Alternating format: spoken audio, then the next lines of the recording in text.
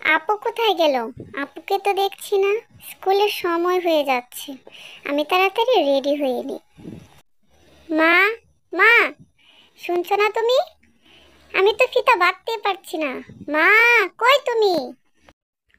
ধৈর্য ধরো বাবা, তোমার আপু বেঁধে দিবে। তুমি তোমার আপুকে বলতে পারো। আমি একটু ব্যস্ত রান্নাঘরে।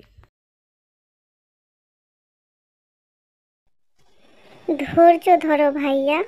আর মা বাবার সাথে উঁচু গলায় কথা বলতে হয় না, তুমি জানো না? দেখো না আপু, আমি ফিতাটা বাঁধতেই পারছি না। ঠিক আছে, দাও আমি বেঁধে দিচ্ছি।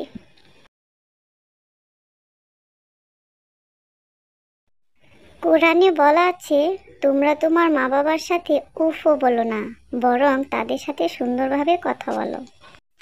ঠিক আছে আপু, আর এমনটা হবে না।